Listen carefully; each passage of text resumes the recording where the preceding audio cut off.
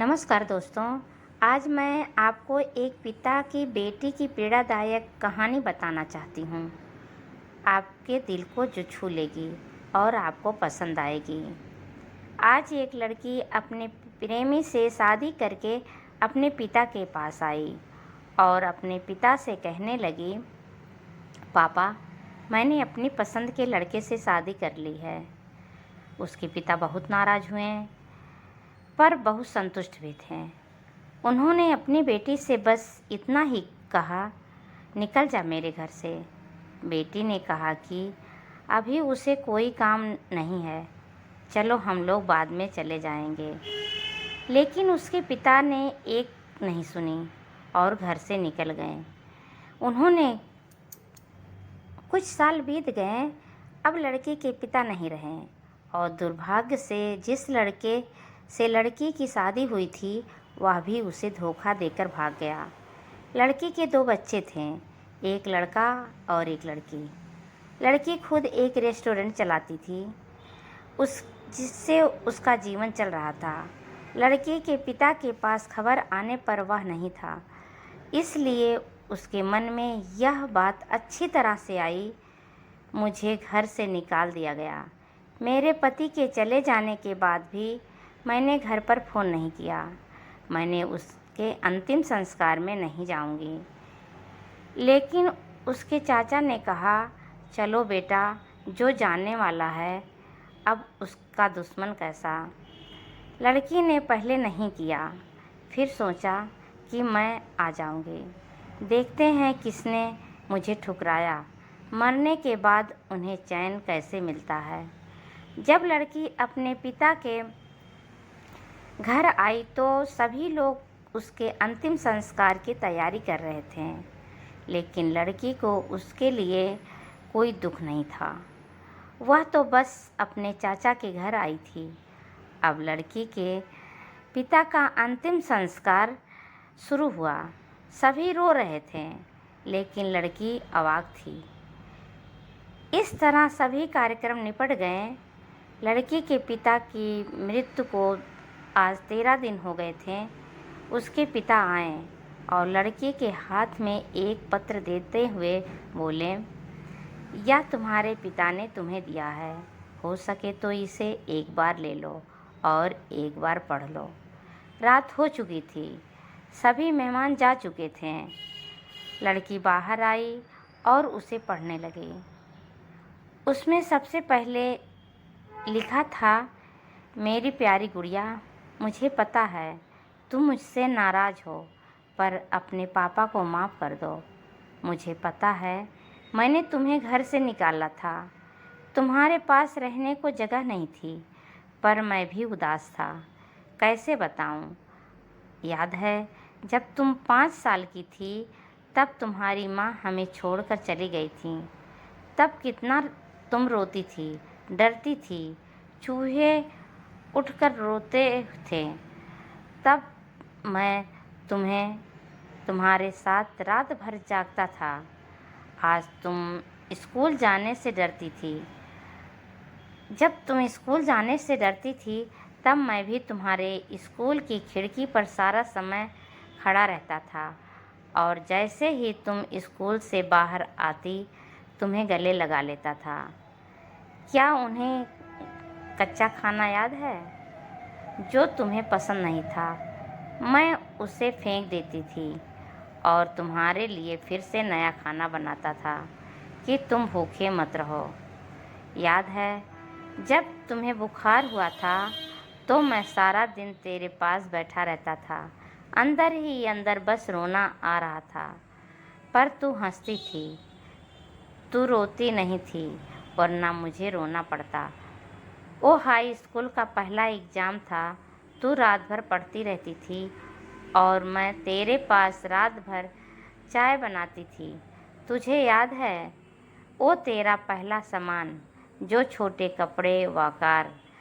पूरी कॉलोनी एक तरफ थी कि नहीं चलेगी, लड़की छोटे कपड़े नहीं पहनेगी, पर मैं तेरे साथ खड़ा था। तेरी खुशी में किसी ने बाधा नहीं डाली। उस रात देर से तेरे साथ आना कभी शराब पीना, डिस्को जाना, लड़कों के साथ घूमना, ये सब चीज़ें मैंने कभी नोटिस नहीं की, क्योंकि जिस उम्र में तू थी ये सब बहुत है। पर एक दिन तू ऐसे लड़के से शादी करने के आ गई, वो भी उस लड़के के साथ जिसके बारे में तू कुछ नहीं जानती थी। मैं तुम्हारा पिता हूँ, मुझे उस लड़के के बारे में सब पता था। उसे नहीं पता था कि हवस और पैसों के लिए कितनी लड़कियों ने धोखा दिया।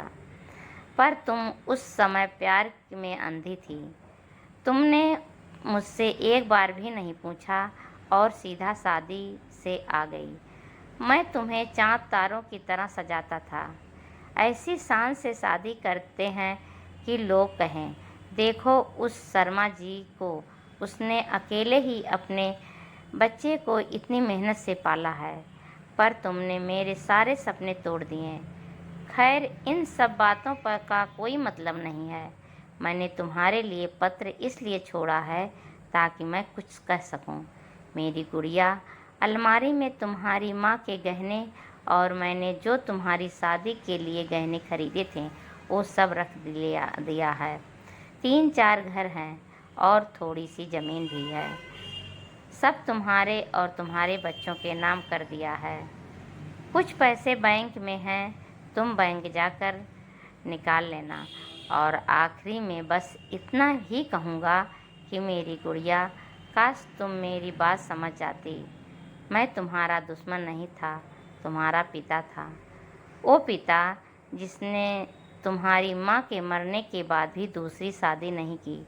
लोगों के ताने सुने, गालियाँ सुनी, ना जाने कितने रिश्ते ठुकराए, पर तुम्हें दूसरी माँ से परेशानी नहीं है हो, इसलिए तुम्हारी इच्छा खत्म हो गई। अंत में बस इतना ही कहूँगा कि मेरी गुड़िया, जिस दिन तू शादी के जोड़े में आई थी उस दिन सबसे पहले तेरे पापा टूट गए थे। तेरी माँ की मौत के वक्त भी मैं इतना नहीं रोया था जितना तू उस दिन से लेकर हर रोज़ रुलाती थी। इसलिए नहीं कि समाज, जात, परिवार, रिश्तेदार क्या कहेंगे। मेरी नन्ही गुड़िया की खातिर रात भर मुझे जगाने वाले, लेकिन जिसने शादी का इतना बड़ा फैसला लिया पर मुझे एक बार भी नहीं बताना ठीक समझा। गुड़िया, अब तू भी माँ है। बच्चों का दुख, खुशी सब उसी पर निर्भर करता है। जब उसका दिल टूटता है तो उन्हें कैसा लगता है तू अभी महसूस कर सकती है। पर मैं भगवान से प्रार्थना करूँगा कि तुझे कभी भी ये दर्द ना देखना पड़े। एक बुरे पिता के तौर पर मुझे माफ़ कर दे मेरी गुड़िया। तेरे पापा अच्छे नहीं थे। जो भी हो, तूने उन्हें इतना बड़ा दर्द दिया। चलो अब एक खत ख़त्म करता हूँ, हो सके तो मुझे माफ़ कर देना। और ड्राइंग के साथ एक ड्राइंग थी, लड़की ने खुद जो बचपन में खुद बनाई थी और उसमें लिखा था, I love you my dad. लड़की रो रही थी। इतने में उसके चाचा आ गए।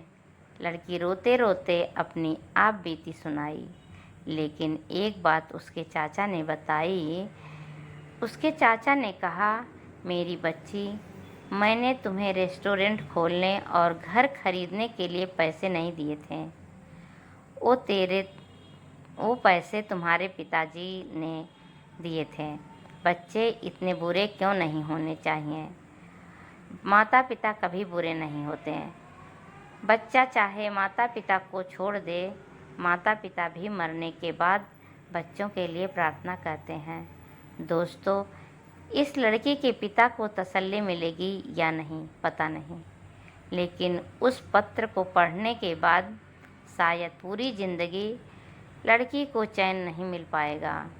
अंत में दोस्त इतना ही कहूँगी, प्रेम विवाह करना कोई बुरी बात नहीं है, लेकिन अगर आप इसमें अपने माता पिता को शामिल कर लें तो यह हमेशा अच्छा रहेगा। पत्थर से पानी क्यों निकलता है? यह तो माँ बाप ही हैं। आप कब तक मानेंगे? दोस्तों, हर पिता की ख्वाहिश होती है अपने बेटी को ससुराल में अपने हाथों से विदा करना। हो सके उसे सपना मत देखने देना और हमेशा अपने माता पिता का सम्मान करना। Thank you friends. अगर यह कहानी आपको अच्छी लगी हो, सब्सक्राइब करिए, लाइक करिए, शेयर करिए, कमेंट करिए।